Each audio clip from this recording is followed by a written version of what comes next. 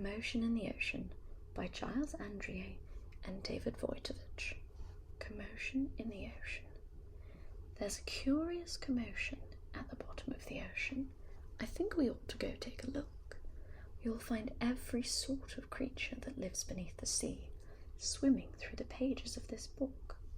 There are dolphins, whales and penguins. There are jellyfish and sharks. There's the turtle and the big white polar bear. But can you see behind the wrecks and in between the rocks?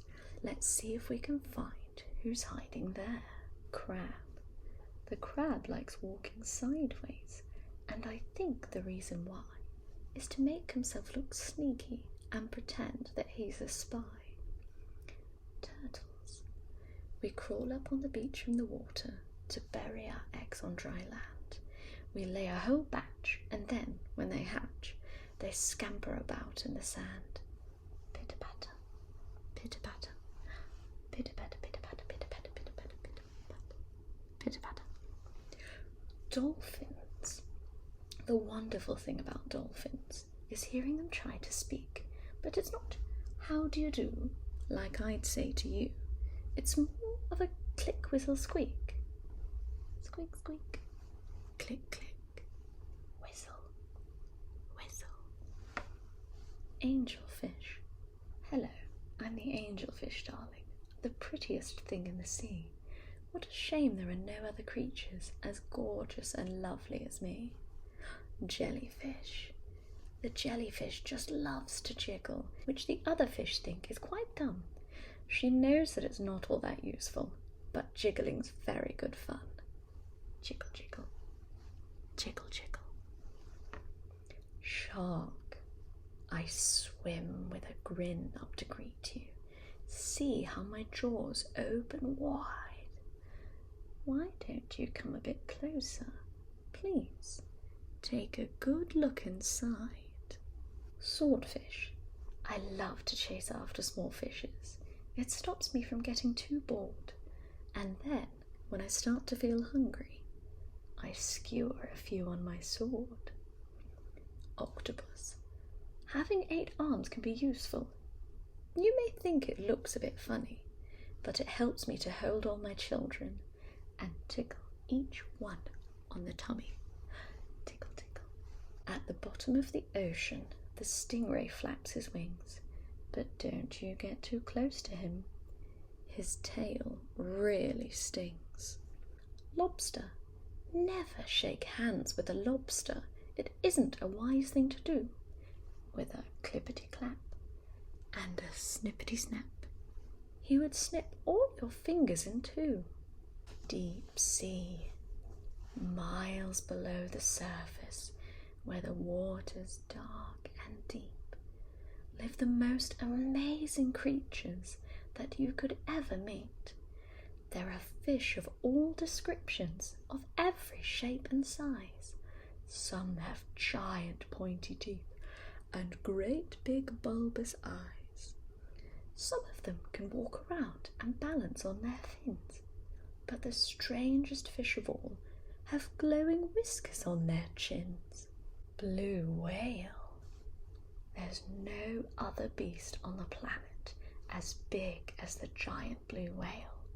He measures a massive 100 feet long, from his head to the tip of his tail. Whoosh. Barnacles. We're just a bunch of barnacles, and all we do is cling. We know it's not that glamorous, but it's our favourite thing. Walruses. Our bodies are covered with blubber, and our tusks are incredibly long. We're grumpy and proud, and we bellow out loud to show that we're mighty and strong. Penguins. We waddle about on our icebergs, which makes our feet slither and slide. And when we get close to the water, we leap with a splosh off the side. Polar bears. Deep out in the Arctic, the mummy polar bear snuggles with all her children, as it's very cold out there. What a lot of creatures we have seen beneath the sea What a lot of funny things they do. Some of them might lick their lips and eat you in one bite, and some might want to swim around with you. The dolphin's very friendly, and the lobster's very fierce, but the shark is the most dangerous by far. Can you name the other friends we've made along the way? See if you can tell me who they are. Guess How Much I Love You by Sam McBratney, illustrated by Anita Joram. Little Nut Brown Hare, who was going to bed, held on tight to Big Nut Brown Hare's very long ears. He wanted to be sure that Big Nut Brown Hare was listening. Guess how much I love you, he said. Oh, I don't think I could guess that, said Big Nut Brown Hare. This much, said Little Nut Brown Hare, stretching out his arms as wide as they would go. Big Nut Brown Hare had even longer arms. But I love you this much, he said. That is a lot, thought Little Nut Brown Hare. I love you as high as I can reach, said Little Nut Brown Hare. I love you as high as I can reach, said Big Nut Brown Hare. That is quite high, thought Little Nut Brown Hare. I wish I had arms like that. Then Little Nut Brown Hare had a good idea. He tumbled upside down and reached up the tree trunk with his feet. I love you all the way to my toes, he said. And I love you all the way up to your toes, said Big Nut Brown Hare, swinging him up over his head. I love you as high as I can hop, laughed Little Nut Brown Hare, bouncing up and down. But I love you as high as I can hop, smiled Big Nut Brown Hare, and he hopped so high that his ears touched the branches above. That's good hopping, thought Little Nut Brown Hare. I wish I could hop like that. I love you all the way down the lane as far as the river, cried Little Nut Brown Hare. I love you across the river and over the hills, said Big Nut Brown Hare. That's very far, thought Little Nut Brown Hare. He was almost too sleepy to think any more. Then he looked beyond the thorn bushes, out into the big, dark night. Nothing could be further than the sky. I love you right up to the moon, he said, and closed his eyes. Oh, that's far, said Big Nut Brown Hare. That is very, very far. Big Nut Brown Hare settled Little Nut Brown Hare into his bed of leaves. He leaned over and kissed him good night. Then he lay down close by and whispered with a smile, I love you right up to the moon and back. Goodnight Harry by Kim Lewis. Harry the elephant was getting ready for bed with his friends Lulu and Ted. Good night, everyone, said Harry. Zzz, went Lulu. Slow, went Ted. Harry lay waiting, but sleep didn't come. I forgot my bedtime story, thought Harry. He opened his books. He looked at the pictures. He looked at the words. His eyes grew heavy. He snuggled down again. I'm waiting, he said, but sleep didn't come to Harry. Perhaps I'm not really tired, thought Harry. He hung up his clothes. He tidied his room. He ran on the spot. He touched his toes. He hopped on one foot. He jumped up and down. Then Harry got back into bed. Zzz, went Lulu. Snore, went Ted. I'm waiting, said Harry, but nothing happened. Perhaps I'm not really comfy, thought Harry. He stretched out one way. He stretched out the other. He lay on his tummy. He lay on his back. He closed his eyes tight. Zzz, went Lulu. Snore, went Ted. I'm still awake, sighed Harry. Then Harry began to worry. He worried and worried. He just couldn't stop. He thought of tomorrow. He thought of today. He thought about nothing. He thought about lots. He wriggled and squiggled. He rolled into a ball and he took all the blankets. Hey, said Lulu, waking up with a start. Harry, what are you doing? Said Ted. I can't get to sleep, said Harry sadly. Harry looked out of the window. He rubbed his tired eyes. What if sleep never ever comes at all? He said.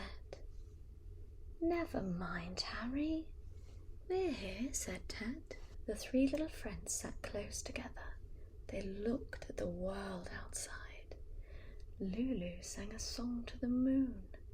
Ted counted the bright evening stars.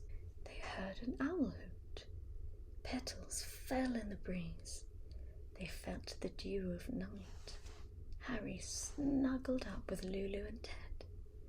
His eyes felt heavy. He gave a big yawn. Good night, Harry, said Lulu. Sweet dreams, Harry, said Ted. But Harry was fast asleep, and Stuffle was all he said. The Princess and the Pea, Chapter 1. In a land far, far away, there was a glorious kingdom. In the kingdom stood a great castle, and inside the castle lived a handsome prince. The prince was sad. He longed for a true princess to share his castle and his kingdom, but he couldn't find one. This was not because there was a lack of princesses. In fact, the kingdom was full of fair maidens, all claiming to be princesses. The prince scoured the kingdom, meeting every one of these so-called princesses, but he returned sad and empty-handed. It is impossible to tell whether these are true princesses, he said to his father, the king. You must be patient, my son. You will know when you know, said the king with a knowing smile. The prince smiled back, then went to his chamber. The Princess and the Pea, Chapter 2. That evening a huge storm came. Thunder clapped, lightning flashed, and the rain clattered down on the castle roof like the sound of 1,000 horses charging into battle. Suddenly there came a loud knock at the castle door. The king put on his robe and opened the door to find a cold, soggy young lady standing in front of him. I am a true princess, she said. Please, can I have some dry clothes and a bed for the night? The king let her in. She says she is a true princess, said the king to the old queen mother. The queen mother didn't say a word. Instead, she thought to herself, we'll soon see about that. She then handed the princess a nightgown and said, put this on while I prepare your chamber. The Princess and the Pea, Chapter 3. The queen mother began preparing the chamber, but in a very peculiar way. First, she took the covers, sheets, and mattress off the bed. Then she placed a single garden pea on the bedstead. And then she laid 20 mattresses on top of the pea, taking care to separate each layer with a soft eider-down quilt. After this, she replaced the bedclothes on the top mattress and said to the princess, "Your chamber is ready."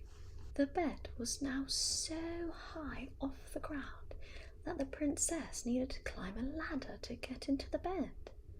The princess climbed up the ladder, got under the covers, and blew out her candle. The Princess and the Pea, Chapter 4.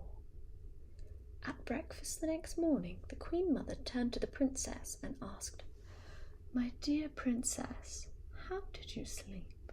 "Oh, not at all well," said the princess. "I mean to say I am extremely grateful for your kindness in putting me up for the night, but there seemed to be something ever so hard and uncomfortable under my mattress. I didn't sleep a wink." My, replied the Queen Mother.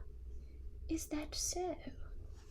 The Queen Mother turned to the prince and said, "I believe we have found your true princess, for none but a true princess possesses such a delicate sense to feel a single pea through 20 mattresses and 20 of my finest quilts. You must wed immediately." The prince was overjoyed. He turned to the princess and said, "Dear princess, would you do me the great honour of becoming my wife?" She blushed, then taking a moment to finish a mouthful of cereal, said, "On one condition." "Anything," replied the prince. She looked back at the prince with a cheeky grin and said, "That you promise, my dear prince, that from this day forward any pea that should enter this castle is simply for eating and not for sleeping upon." The prince looked back at her, chuckled, and said, "I promise." The end. The Elves and the Shoemaker, Chapter 1. Once there lived a kind but exceedingly poor shoemaker. He was an honest and hard-working man, but he had fallen on hard times. So hard, in fact, that he could no longer make ends meet. All that remained in his workshop was enough leather to make a single pair of shoes. In the light of the setting sun, he carefully laid out his last piece of fine leather and neatly laid it out on his workbench, ready to finish his work the following day. He closed the door of his workshop, let out a heavy sigh, and returned home to be with his wife. "Take my hand, dear," he said. "Let us make a wish for our fortunes to change, and for our years of hard work to finally bring us the ample reward we deserve." His wife stretched out her arms, laid her hands softly into his, and they made their wish. The Elves and the Shoemaker, Chapter 2. The shoemaker rose early the following morning.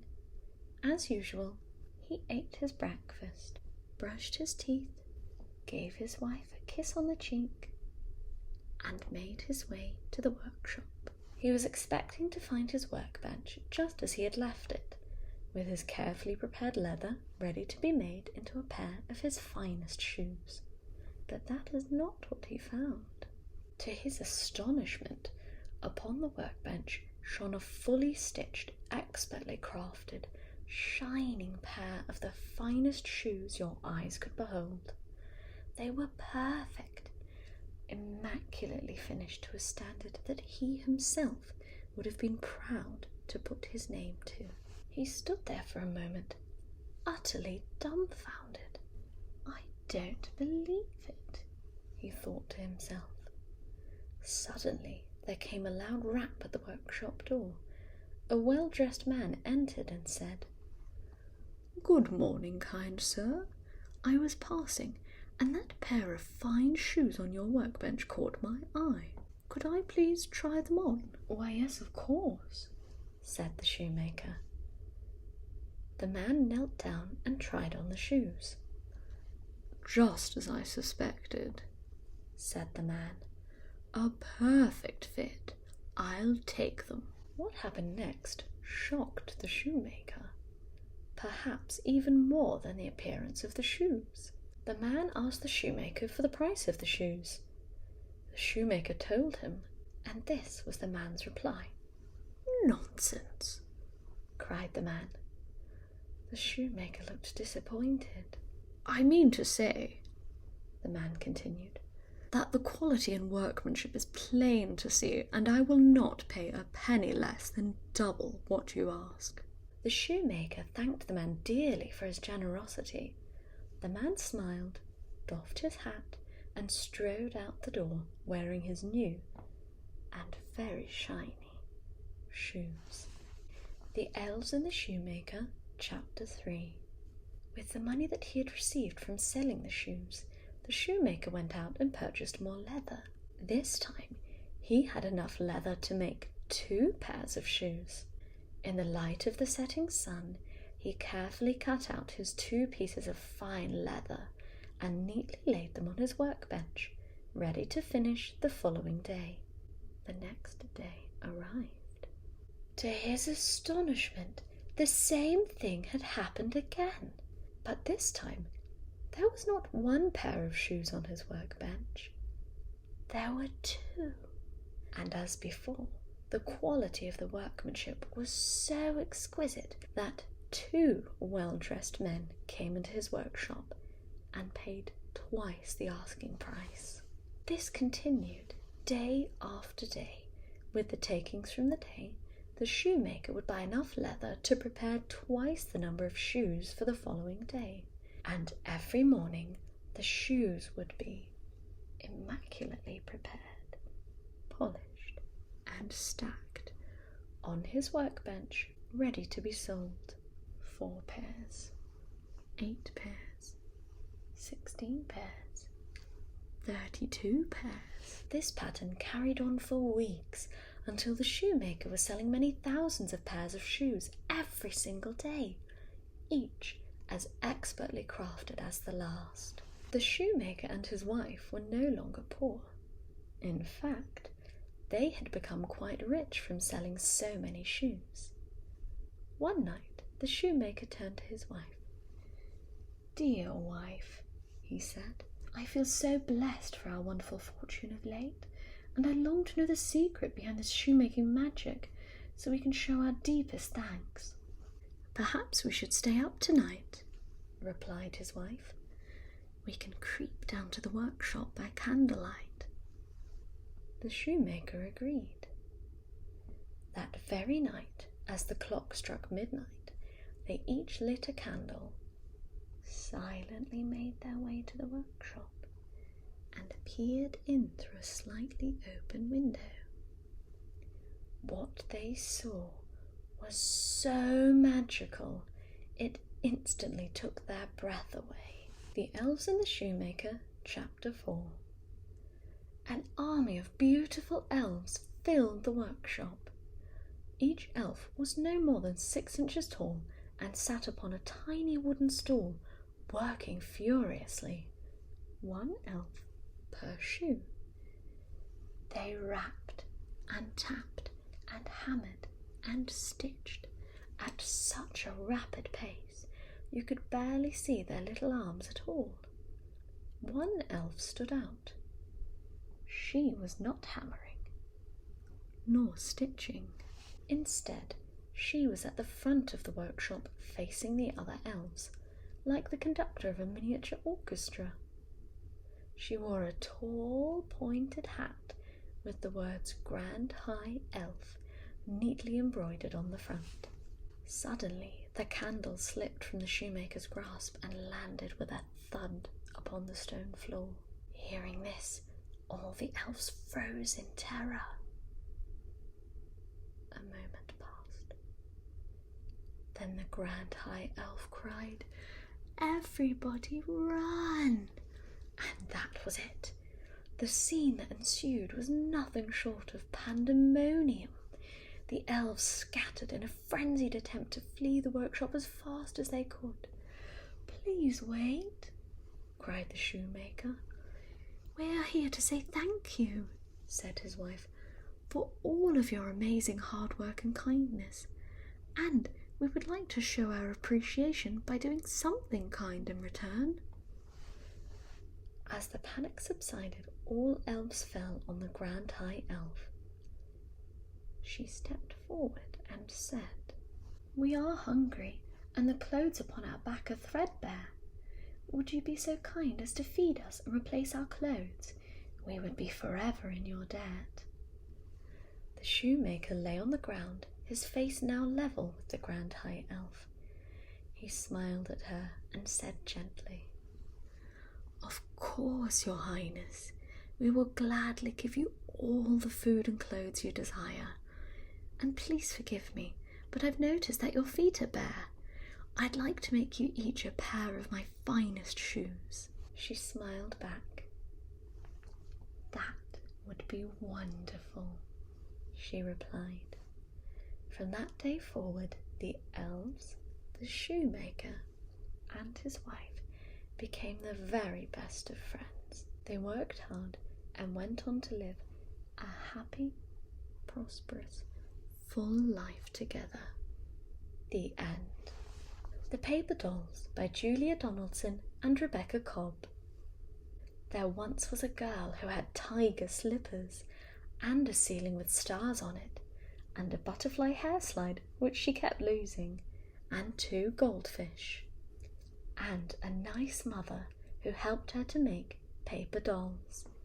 They were Ticky and Tacky, and Jackie the Backy, and Jim with 2 noses, and Joe with the bow. And they danced, and they jumped, and they sang. And they met a dinosaur who clawed and roared and said, "I'm going to get you." But the paper dolls sang, "You can't get us, oh no, no. We're holding hands and we won't let go. We're Ticky and Tacky and Jackie the Backy, and Jim with 2 noses and Joe with a bow." And they jumped onto a bus and rode to a farmyard and danced with the pigs. Then they lay on a rooftop and stared at the stars till a tiger slunk out of his den, and he crouched and he snarled and said, "I'll leap up and catch you." But the paper dolls sang, "You can't catch us, oh no, no. We're holding hands and we won't let go.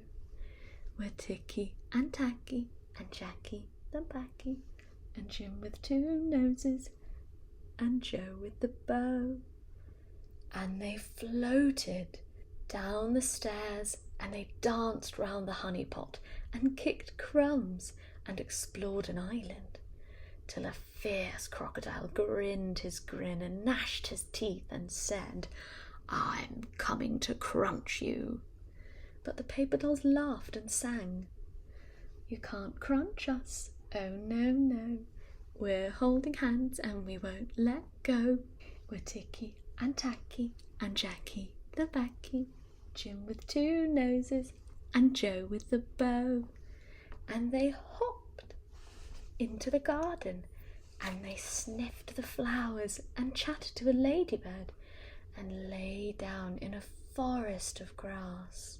But along came a boy with a pair of scissors, and he said, "I'll snip you." And he did. He snipped them into tiny little pieces, and he said, "You're gone forever." But the paper dolls sang, "We're not gone, oh no, no. We're holding hands and we won't let go. We're Ticky and Tacky and Jackie the Backy, and Jim with 2 noses and Joe with a bow." And the pieces all joined together, and the paper dolls flew. into the little girl's memory, where they found white mice and fireworks and a starfish soap and a kind granny and the butterfly hair slide and more lovely things each day and each year. And the little girl grew into a mother who helped her own little girl make some paper dolls. They were Poppy and Pinky and Binky the Blinky and Fred with one eyebrow and Flo with the bow. And they jumped and they danced and they sang. Good night, sleep tight, takoto, emoi.